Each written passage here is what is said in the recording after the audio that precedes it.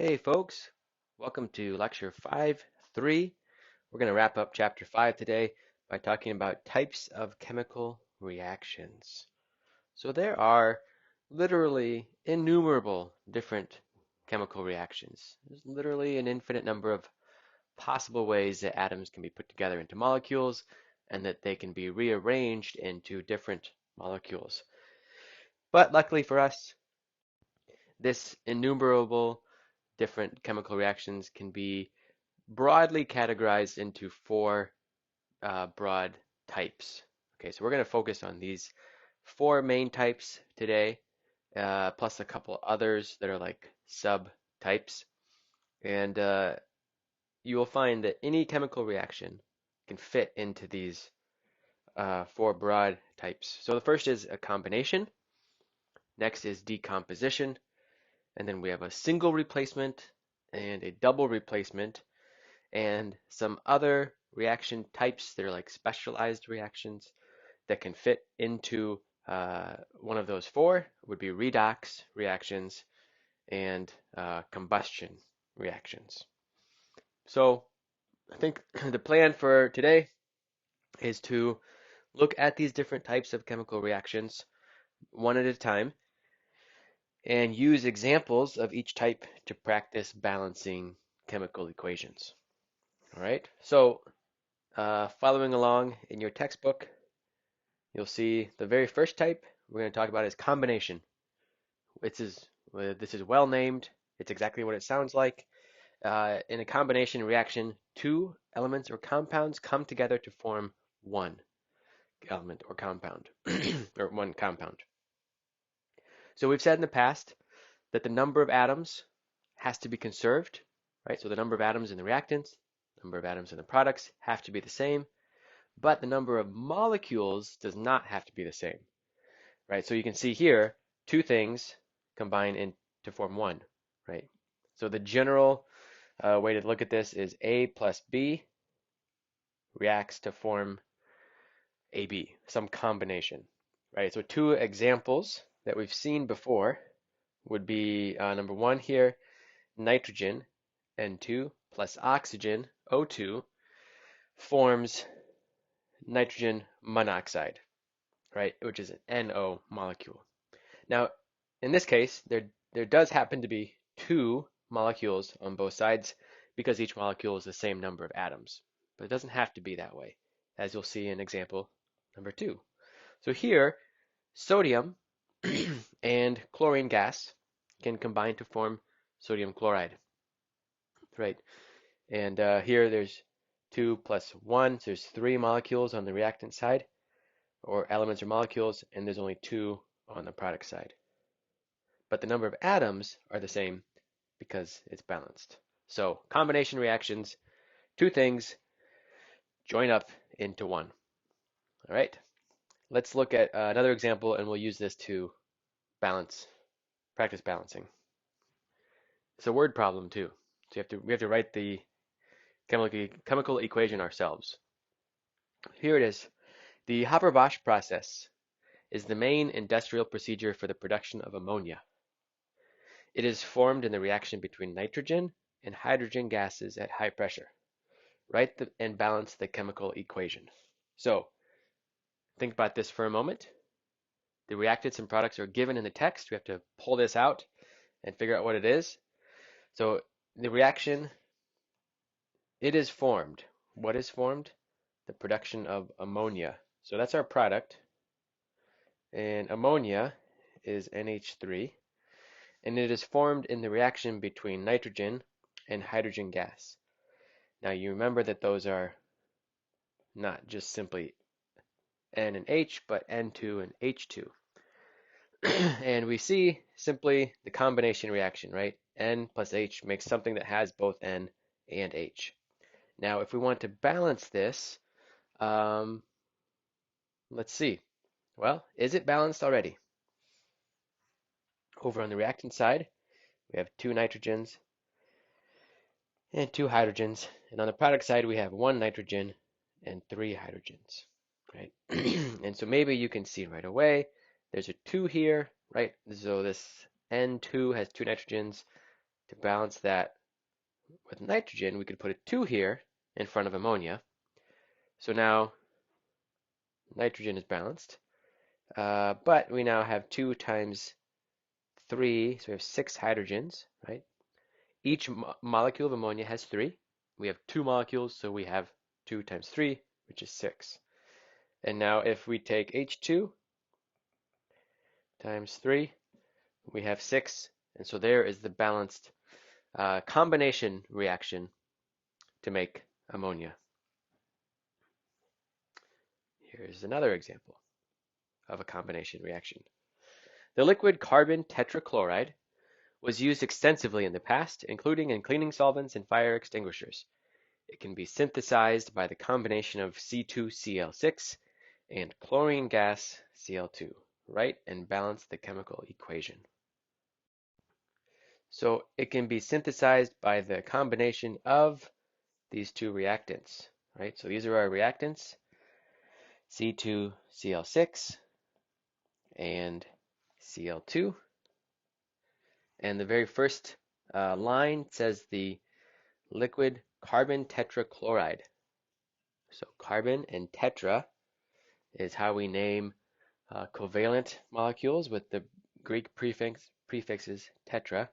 So CCl4 would be carbon tetrachloride. And we can see, right, these two combine to form one molecule. And even though CCl4 is actually smaller than C2Cl6, it's still a combination because it takes both reactants.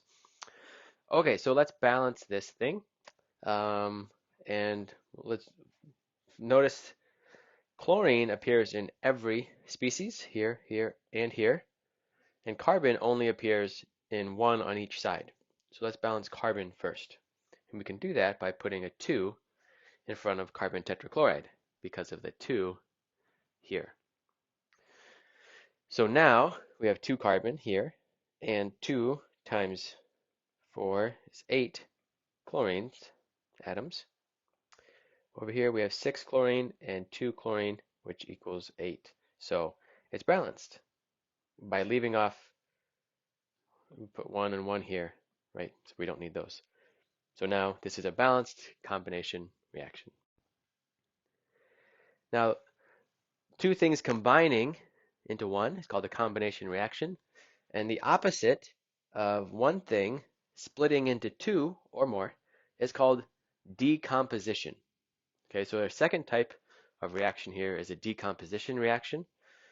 It's the reverse of a combination, and the general way we can express this is that something like AB decomposes into A plus B.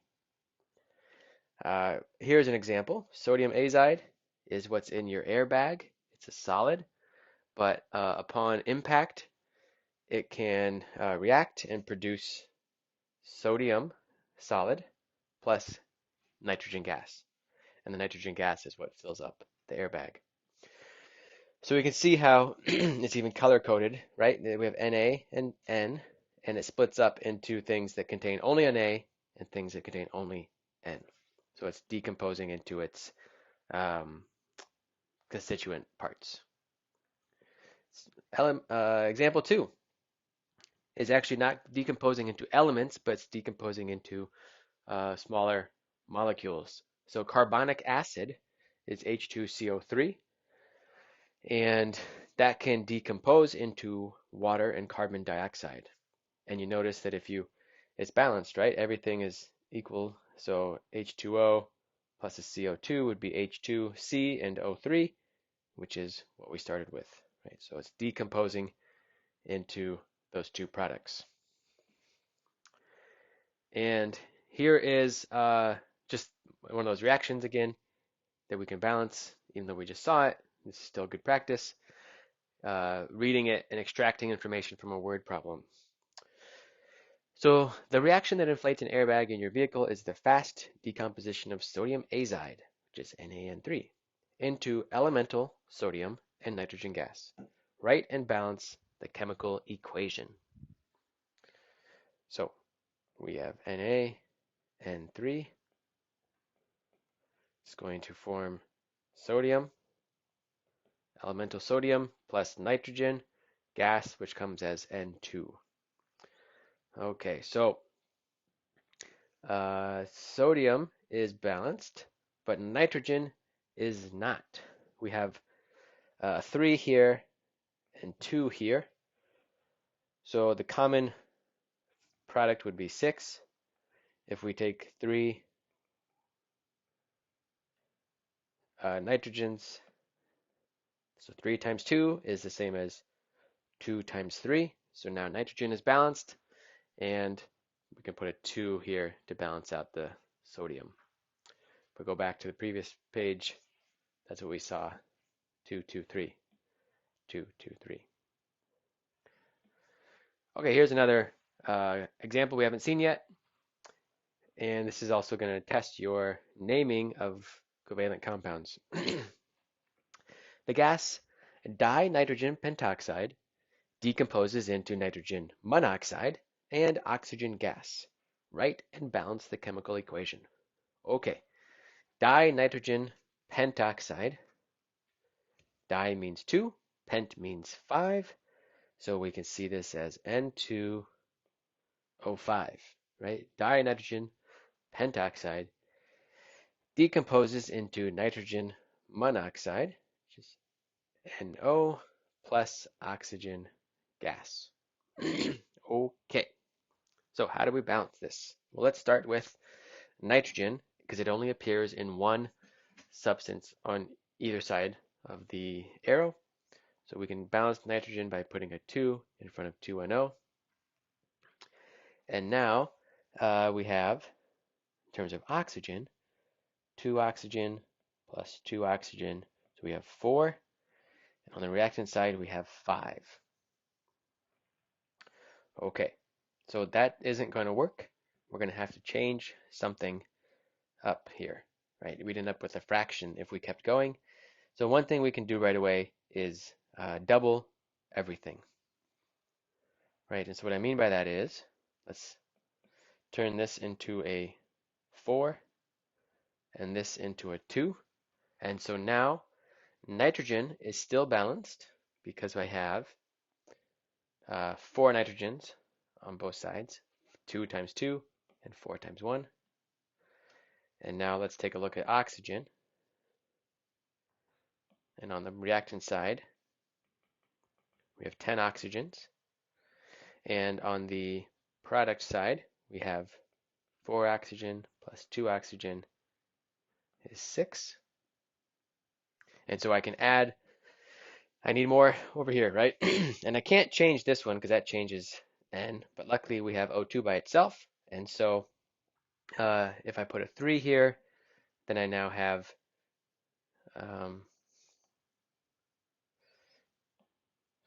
3 times 2 equals 6 oxygens. So that's 10 on this side. So it is now balanced. 2 N2O5 decomposes into 4 nitrogen monoxide and 3 oxygens. Okay, I'm going to stop here and we'll come back and we will continue with the other types of single replacement and double replacement in part 2.